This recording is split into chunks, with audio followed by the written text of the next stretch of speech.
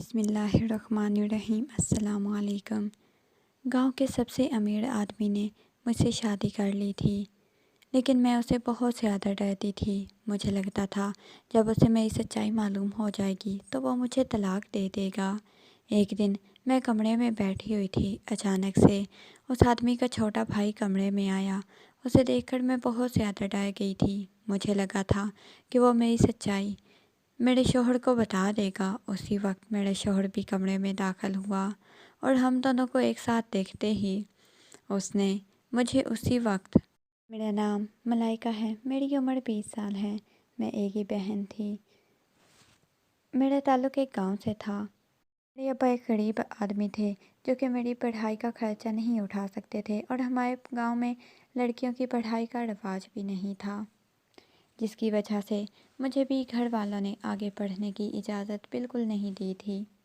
ये गांव की एक औरत के पास मैं सिलाई सीखने चली जाती थी, लेकिन जब मैं सिलाई सीखने जाती तो रास्ते में मुझे एक आदमी नज़र आता जो मुझे देख रहा होता था। वो लड़का बहुत हसीन था, शायद वो चौधरीयों का था। उसे देखते ही मुझे न जाने क्या होने लग जाता था, लेकिन फिर भी मैं अम्मा की कही हुई बात पर अमल करती और अपने रास्ते चली जाती। एक दिन वो मुझे कहने लगा, आप मुझे बहुत ज़्यादा अच्छी लगती हो, मैं आपसे मोहब्बत करने लगा हूँ। उसकी बात सुनकर मैं घबरा गई और मैंने कहा, ये आप क्या कह रहे हैं। वहाँ से डरती हुई जल्दी से मैं अपने घर आ गई। घर आकर मैंने सोचा कि मैं अम्मा को इस बारे में बता दूं, लेकिन मैं ना बता सकी। घर में अम्मा ने मेरी बाहर जाने पर भी पाबंदी लगा देनी थी, इसी वजह से मैं उन्हें कुछ नहीं बता पाई। लेकिन अगले दिन जब फिर मैं गई तो फिर वो वहीं खड़ा हुआ था।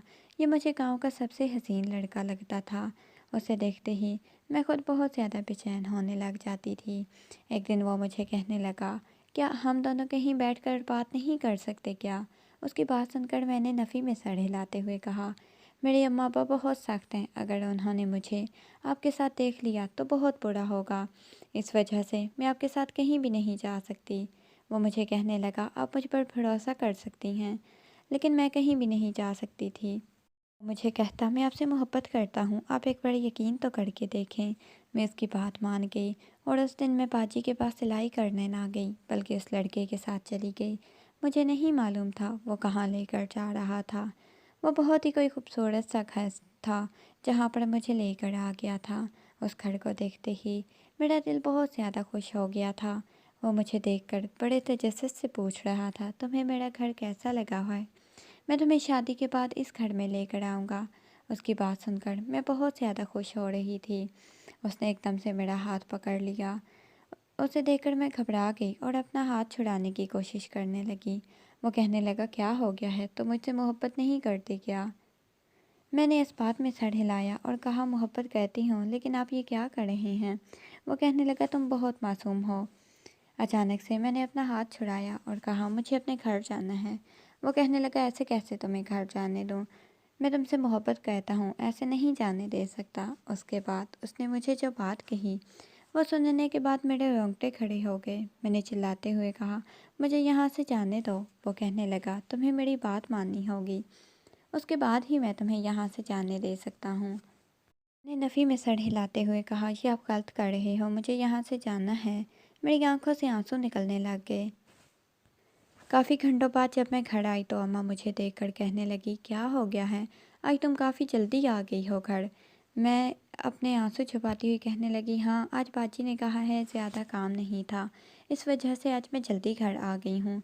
ये कहकर मैं अपने कमरे में आ गई, लेकिन इस वक्त मुझे बहुत ज़्यादा रोना आ रहा था। मैं खुद को बहुत ज़्यादा बेबस महसूस कर रही थी और गुस्सा तो मुझे खुद पर भी आ रहा था कि मैं उसके साथ गई ही क्यों, मुझे उसके साथ जाना ही नहीं चाहिए था।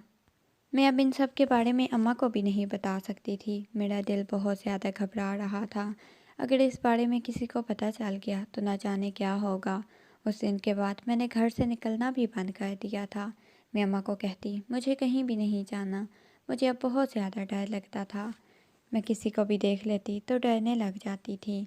उन्हीं दिनों अम्मा ने मुझे बताया कि चौधरीयों के घर से तुम्हारा रिश्ता आया है।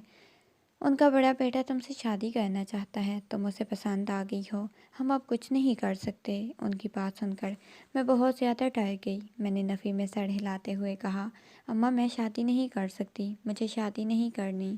اماں ایک دم سے مجھے دیکھ کر کہنے لگی، تمہیں شادی کیوں نہیں کرنی؟ کیا ہو گیا ہے؟ میں بہت زیادہ ڈر رہی تھی، اب میں انہیں کیا بتاتی۔ میں خاموشی رہی اور کہا، بس مجھے شادی نہیں کرنی، اب انہیں انکار کر دیں۔ اماں کہنے لگی، ہم ایسے کیسے انکار کر دیں؟ تم جانتی ہو وہ گاؤں کے سب سے امیر لوگ ہیں، اگر ہم انکار کر بھی دیں تو وہ تمہاری عزت نہ خراب کر دیں۔ میں نے دل ہی دل میں سوچا، وہ سب تو کر ہی چکے ہیں، اب میں اماں کو کیا بتاتی؟ میں خاموش ہو گئی۔ اب میں نے سوچ لیا تھا، جو ہوگا دیکھا جائے گا۔ اماں نے میرا رشتہ چوتھڑیوں کے گھر میں طے کر دیا تھا۔ گھر میں شادی کی تیاریاں ہونے لگ گئی تھیں، لیکن میں بہت زیادہ پریشان اور الجھی ہوئی رہنے لگ گئی تھی۔ آخر وہ دن بھی آ گیا جب میں نے بیاہ کر اس گھر جانا تھا جہاں میں نہیں جانا چاہتی تھی۔ مجھے ڈر لگ رہا تھا، اگر میرے شوہر کو میری سچائی معلوم ہو گئی تو اس نے تو مجھے جان سے ہی مار دینا تھا، اور میں نہیں چاہتی تھی کہ وہ میرے بارے میں غلط سوچے۔ میں غلط نہیں تھی، گنہگار نہیں تھی، پھر بھی میں بن چکی تھی۔ میں اپنی ہی نظروں میں گر چکی تھی۔ میں دلہن بنی کمرے میں بیٹھی ہوئی تھی جب وہ کمرے کا دروازہ کھول کر اندر داخل ہوا۔ کمرے میں داخل ہوتے ہی وہ میرے پاس آ کر بیٹھا اور میرا ہاتھ پکڑ کر کہنے لگا، مجھے یقین نہیں ہو رہا، جس چیز کو میں نے چاہا ہے وہ مجھے اتنی آسانی سے مل گئی ہے۔ وہ مجھ سے باتیں کر رہا تھا، لیکن میں تو کہیں اور ہی کھوئی ہوئی تھی۔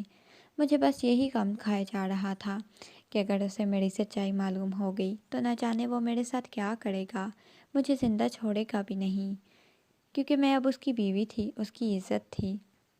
لیکن میں نے شکر کیا اس نے کبھی مجھ سے کوئی میرے ماضی کے بارے میں سوال نہیں پوچھا تھا، لیکن ایک ڈر تھا جو میرے دل کے اندر تھا، کبھی تو اسے میرے بارے میں معلوم ہونا ہی تھا کہ میں کیسی تھی۔ اس نے مجھے ہی غلط سمجھنا تھا، کیونکہ ہر جگہ عورت ہی بدنام ہوتی ہے۔ ایک دن میں کچن میں کھڑی کام کر رہی تھی، اچانک سے مجھے اپنے پیچھے سے کسی کی آواز آئی۔ میں نے مڑ کر دیکھا، لیکن سامنے کھڑے شخص کو دیکھ کر میری حیرت سے آنکھیں پھٹی کی پھٹی رہ گئی۔ وہ ہنستا ہوا کہنے لگا، مجھ سے شادی نہیں کر سکی تم، لیکن میرے بھائی سے کر لی۔ خیر مجھے افسوس نہیں ہے کہ تم نے مجھ سے شادی نہیں کی، میرے بھائی کے پاس بھی تو وہی چیز کی گئی ہے جو میرے استعمال کی ہوئی تھی۔ میں نے ایک دم سے غصے میں اس کے منہ پر تھپڑ رسید کر دیا اور کہا، تمہیں شرم نہیں آتی میرے بارے میں ایسی بات کہتے ہوئے؟ وہ ہنستے ہوئے کہنے لگا، اب اس میں کوئی جھوٹ تو نہیں ہے، تم پہلے تو مجھ سے ہی محبت کرتی تھی اور اس بات کا تم نے اعتراف بھی کیا تھا، اور تم نے میرے ساتھ اس کی بات ابھی تھوڑی ہی تھی۔ میں نے غصے میں کہا، اپنی بکواس بند کرو، اگر تم نے اس بارے میں اپنے بھائی سے کوئی بات کی تو مجھ سے برا کوئی نہیں ہوگا۔ وہ ہنستا ہوا کہنے لگا، اچھا ایسی بات ہے، اگر میں اپنے بھائی کو سب کچھ سچ بتا دوں تو تم کیا کرو گی؟ میں نے نفی میں سر ہلاتے ہوئے کہا، پلیز ایسا مت کرنا، میں تمہارے آگے ہاتھ جوڑتی ہوں۔ وہ ہنس پڑا۔ میں جلدی سے وہاں سے اپنے کمرے میں آ گئی۔ میں بری طرح سے رونے لگ گئی تھی۔ مجھے پھر سے ڈر لگنے لگ گیا تھا کہ اگر اسے معلوم ہو جاتا تو نہ جانے اس نے میرے ساتھ کیا کرنا تھا۔ میں اپنے شوہر سے پہلے دن سے ہی بہت زیادہ ڈرتی تھی۔